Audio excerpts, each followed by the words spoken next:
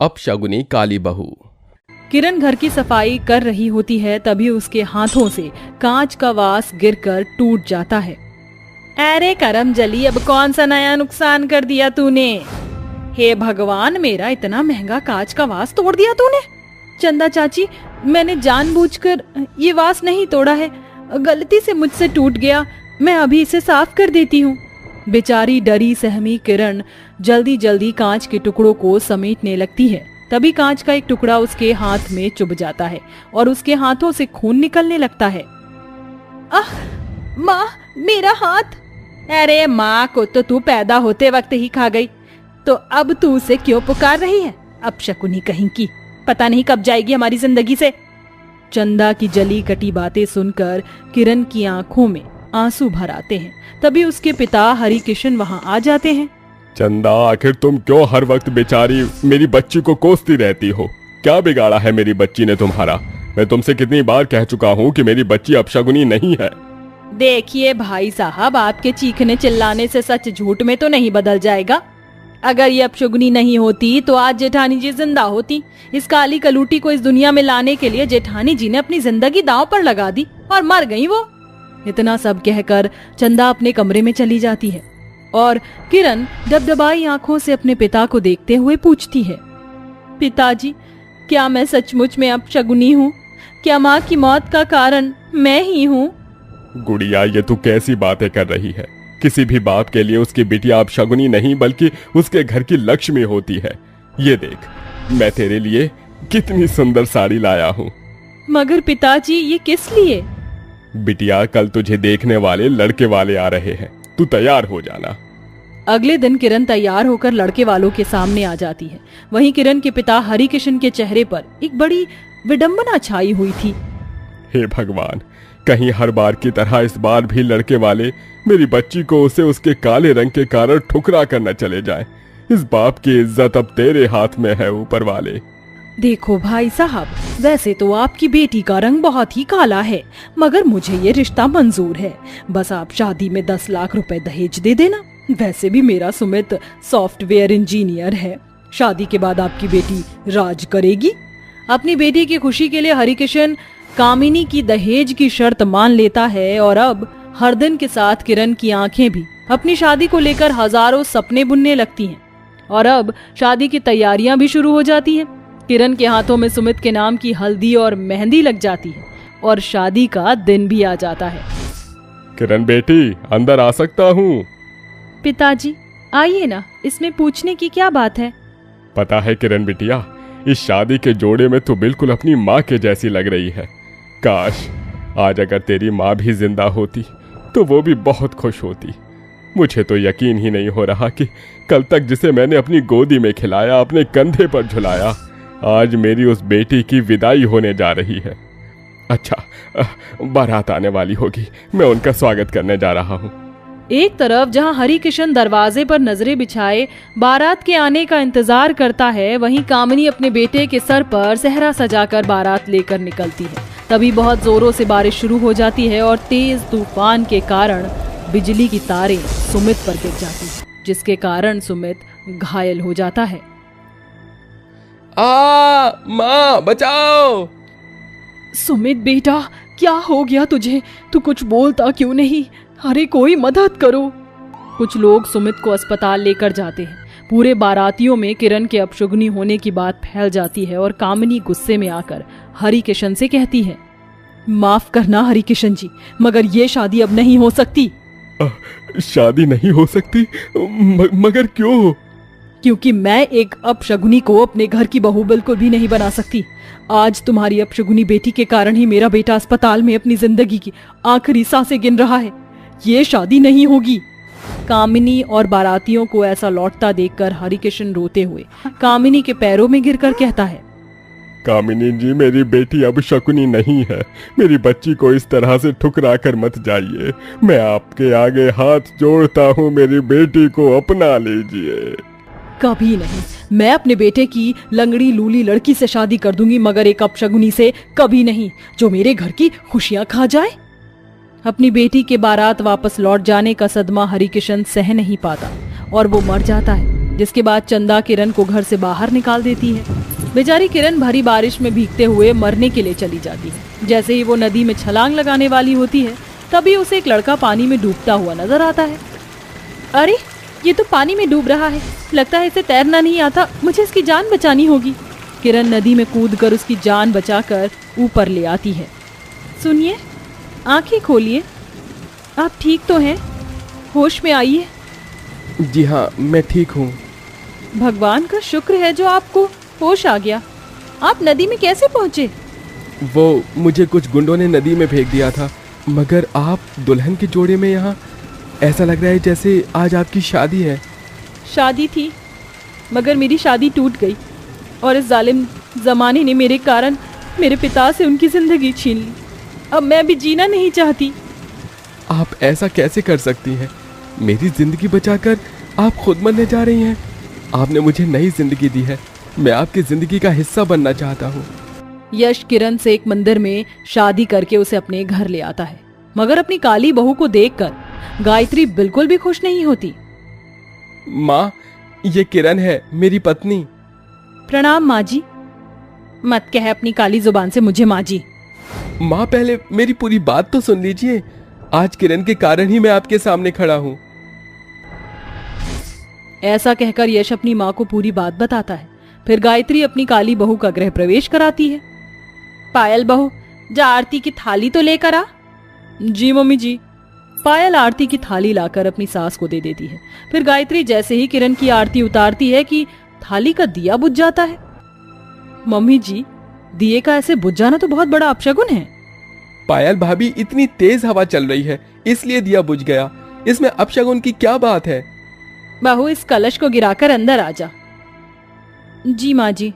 किरण जैसे ही गृह प्रवेश करके अंदर आती है तभी लाइट चली जाती है। एक और अपशगुन, देवरानी जी के घर के अंदर पैर रखते ही अंधेरा हो गया।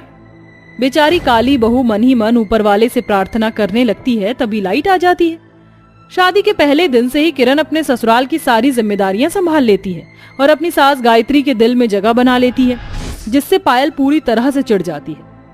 इसी बीच एक दिन जब यश दफ्तर से घर लौट रहा होता है तो उसका बहुत ही बड़ा एक्सीडेंट हो जाता है, जिस कारण गायत्री किरण को अपशगुनी मान लेती है। पायल बहू, ठीक ही कहती थी तू, अपशगुनी है। इससे पहले कि तेरी वजह से मैं अपने बेटे को खो दूं। चली जा मेरे बेटे की जिंदगी से, अब इस घर में तेरे लिए कोई जगह नहीं। माँ जी, अग्नि के साथ फेरे लेकर मैंने यश जी को अपना पति माना है। मुझे यश जी की जिंदगी से जाने को मत कहिए। मैं यश जी को ठीक करके रहूंगी और अपने ऊपर लगे इस अपशगुनी के कलंक को भी मिटा कर रहूंगी। किरण दिन रात जाग कर यश की सेवा करती। इसी बीच तीज आ जाता है। ये ले पायल बहू, तेरे तीज की सरगी। माँ जी, मुझे भी मेरी सरगी दे दीजिए। ये तीज का व्रत सुहागनों के लिए है, तो जैसी अपशगुनी के लिए नहीं। जा यहाँ से। माँ जी, अगर आप मुझे सरगी नहीं देंगी तो भी आपके इस तिरस्कार को ही मैं तीज की सरगी और आशीर्वाद समझकर मान लूंगी। अगले दिन किरण भूखी प्यासी रहकर निर्जला तीज का व्रत रखती है और प्रार्थना करती है। हे माँ पार्वती, हर सुहागन की तरह मैंने भी अपने पति के लिए तीज का व्रत रखा है। मेरे सिंदूर की लाली फीकी ना हो पाए। माँ, यश जी को ठीक कर दो। ऐसा कहकर किरण जैसे ही आंख खोलती है तो यश उसके सामने खड़ा होता है। यश जी, आप ठीक हो गए। माँ जी देखिए, मेरे यश जी ठीक हो गए। हाँ बहू, तेरा विश्वास जीत गया। मुझे माफ कर दे बहू। बेटे के मुंह में अंधी होकर मैंने तुझे अपशगुनी कहा, मगर मैं भूल गई थी कि बहू अपशगुनी नहीं बल्कि लक्ष्मी होती है। आखिरकार किरण अपने ऊपर लगे अपशगुनी होने के कलंक को मिटा देती है और गायत्री किरण को बहू मान लेती है और ये किरण की जिंदगी के लिए खुशियों भरी शुरुआत थी। उमा बेटा, जा आरती की थाली लेकर आ। लाई माँ। ये लीजिए माँ। यामी, रिया, मोनिका, इस कलश को गिराकर अपने सुंदर पैरों से घर के अंदर प्रवेश करो। और तुम दोनों, संजीता, शोभा, इनके बाद तुम भी घर के अंदर प्रवेश करो। याद रखना, दाएं पैर से ही घर के अंदर प्रवेश करना। पता चले कि बाएं पैर से प्रवेश कर दिया और अपने आने के साथ साथ घर के अंदर पनौती भी लेकर आ गई। लता अपने 5 बेटों में से 3 बेटे अमन, आकाश और विकास की शादी अपनी मनपसंद लड़की यामी, रिया और मोनिका से करवाती है। रिया, यामी और मोनिका तीनों ही दिखने में बहुत सुंदर होती हैं। लता अपने दूसरे दोनों बेटे रंजीत और प्रदीप के लिए भी गोरी बहू लाना चाह रही थी, लेकिन रंजीत और प्रदीप संजीता और शोभा नाम की लड़की से शादी करना चाहते थे। शोभा और संजीता दिखने में काफी काली होती हैं। शोभा और संजीता के काले रंग की वजह से लता इस शादी के खिलाफ होती है, लेकिन अपने बेटों की जिद के आगे लता को इस शादी के लिए हाँ करना पड़ता है। ये लो, ये सारे कपड़े ले जाकर अच्छे से धोना, और याद रहे एक भी कपड़े पर दाग नहीं रहना चाहिए। लेकिन माँ जी, इसमें तो वो भी कपड़े हैं जो मैंने और संजीता ने कल धोए थे। हाँ तो क्या हुआ, कपड़े ढंग से धुले नहीं थे इसलिए दोबारा धोने को दे दिए, समझी? और इतना आलस भी ठीक नहीं है। माँ जी, हमारे कहने का वो मतलब नहीं था, हमने कल सारे कपड़े अच्छे से धोए थे, तो ये गंदे कैसे हो गए? तो तुम क्या कहना चाहती हो, ये सारे कपड़े क्या माँ जी ने गंदे कर दिए हैं?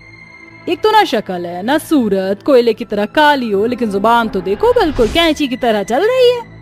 माँ जी, आपको भी बहू बनाने के लिए 2 ब्लैक ब्यूटी ही मिली थी क्या?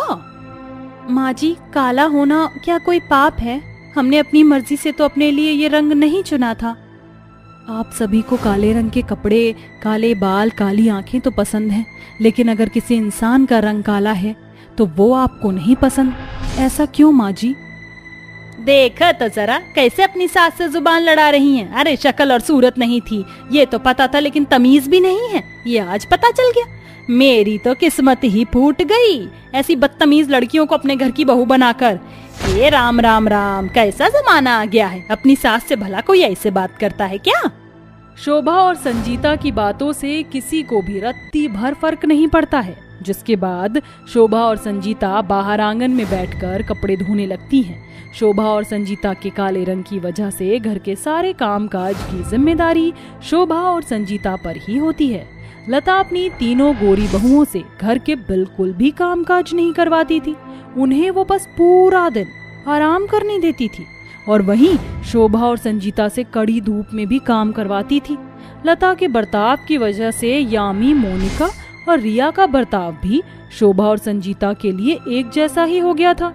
शोभा, संजीता घर में किसी भी तरह की कोई लड़ाई ना हो, इसलिए वो सारी बातें अपने पतियों से नहीं कहती थी।